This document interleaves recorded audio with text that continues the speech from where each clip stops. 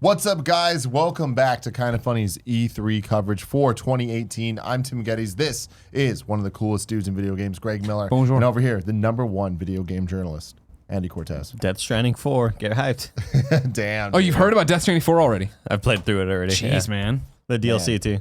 Wow. Looking good, guys. Looking Wow. really good. Wow. Take place in the Microtransactions? 60s. We got some of that to worry about? Huh? Microtransactions? Norman Reedus is dead. That's all I'll say. Wow, damn. Nano machines? Yeah. Micro machines. Today, we are talking about Shadow of the Tomb Raider. Greg Miller got to play it during That's right. Judges Week. That's right. The embargo just lifted. That's mere minutes ago. Mm-hmm. You might say, Greg, you confirmed you played it during the live reaction. That was before the embargo lifted. Did you break the embargo? And I'm like, It's all muddy. The trailer there. went up. I mean, do they care that I said I played it? I doubt it. Much like Lara Croft in this game, it gets all muddy. So here's what this trailer's playing right now. We'll go through it. Shout out to GT. Is that Game Trailers? Are they back? Oh, it is? Yeah. This is from the IGN Game Trailers thing? We're watching what? Kevin thought he knew something, then scrolled away like, you know. I guess I can't check because I was going to check on the video. It's all Okay. good. It doesn't matter. All We're good. just fucking around. Congratulations, everybody. So I got to play this as one of the 41 games I played at Judges Week. So I'll have a few of these Almost as weekends. many games shown at Microsoft's conference this Bada year. bing, bada boom. Here are my notes right now. Shadow of the Tomb Raider. I say, Patiti, Ancient Hidden City. We're going after this Ancient Hidden City as always. You know what I mean? That's what's going on over there, right? Then I say, Lara is a murdering Batman. Then I say, kid dying in front of Lara and mom. Then I say, dark shit. And those are my notes. Okay. This trailer actually does a really good job of encompassing it because I played through a majority of this, not all of it, a majority of it, and saw this, and they gave me a presentation.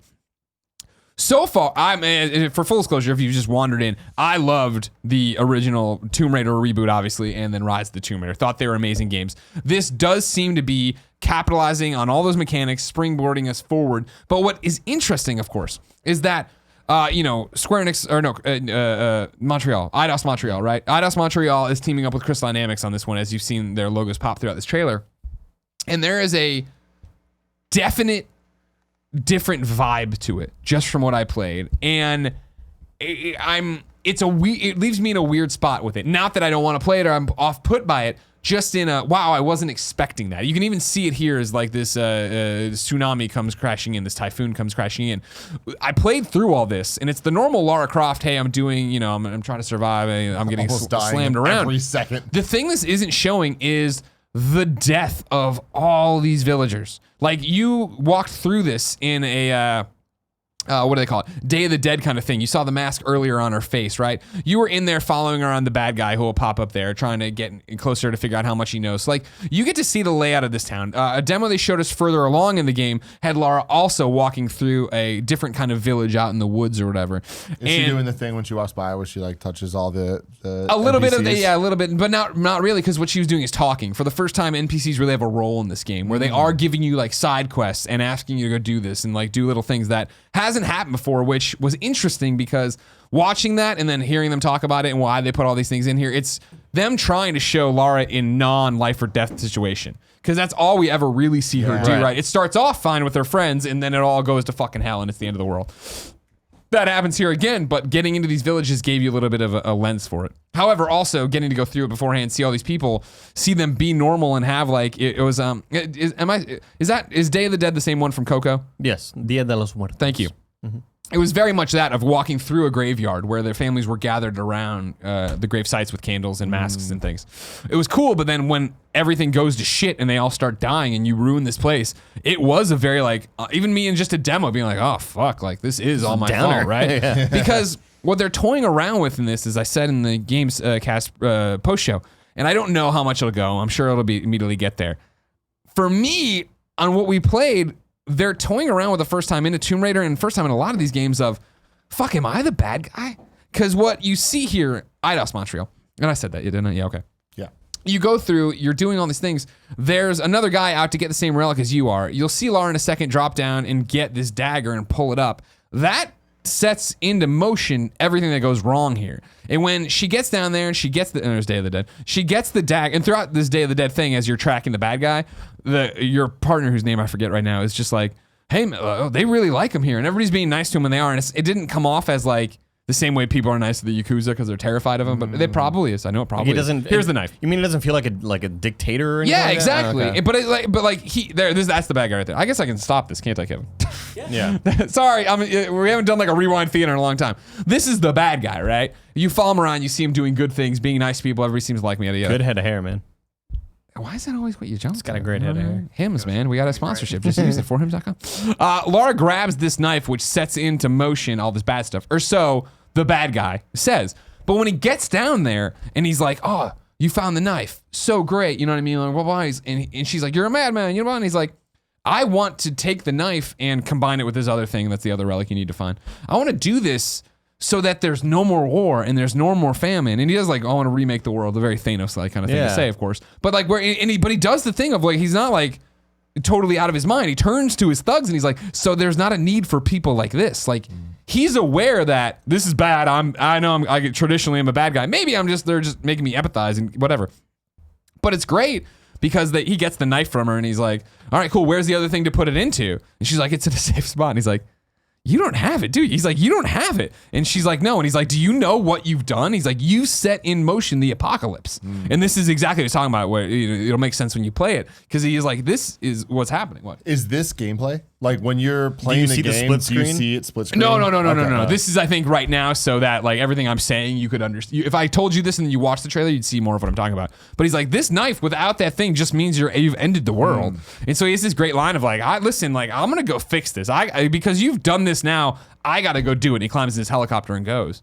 And then this is what happens is Laura tries to get out and I'm upset. Andy, can you open it and find out what her partner's name is? He's the dude from all of them. I want to say Jacob. Does she die in all the like super grotesque, terrible ways? I didn't see. I'm too good at games, so I didn't see her die. But I'm sure that it's a gift and a curse. Yeah, exactly. You know what I mean? Stuff like that I never get to see. Yeah, I've been in bodies of water and I thought I was going to die. Yeah, and she just is doing stuff that I don't ever want to be a part of, man. Sure. Now, I was talking about this too.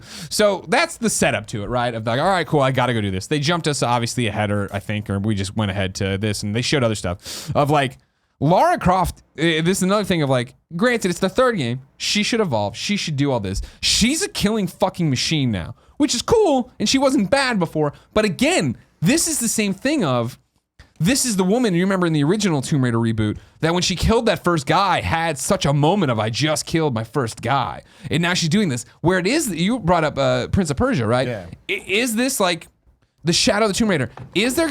Are they gonna wrestle with the fact that her brutality, the things she's doing, are making her into the thing she hated the most, right? Like, it's an interesting theme to wrestle with, but they use it in a cool way of like, you're out in the jungle. Jonah Maiva? Yeah, Jonah. That's it. Thank you very much. Not whatever I was saying. You can get muddy, right? And then get up against the walls here and blend into the walls Predator style or Rambo style, depending on which Nick Scarpino ate. It kind of looks like a Solid Snake there. Right? Oh, yeah. But then you jump out and you do the stealth. From Snake Eater. You stealth up against, right? But like, look at, she's like fucking taking out his knee, stabbing the head. She like doing eats the his Clementine jugular. stuff. Like, Jesus. What happened Right, to her? yeah. And then they teased this. They didn't have us fight or whatever, but you see a lot of animals going to be out there. Obviously, again, the worlds you expect out of Tomb Raider. I'm excited for it, but it's just got a really different vibe to it, which, sure, I'm excited by. Like, let's have some cool stuff. Let's go out and kill some things. You brought this up. Yeah. You were like, you think there's like choices you can make? Not that I know of. I don't think that's what it'll be either. That sounds too ambitious for but this, I do think, scale of a game. This does give me the window in that I hope they are going to wrestle with, right? Is she becoming everything she's always fought against? Because that is interesting. They're jumping straight past Warrior Within. They're going to the Two Thrones. I feel like with the brutality, I'm trying to get back to one here. Can you befriend the eel? No, here it is. This is what I was talking about on the show earlier. Did we ever figure out how to go frame by frame on YouTube again? Ooh. Just pop. Yeah. No, I believe it's comma and period. Okay. Ooh. Kev.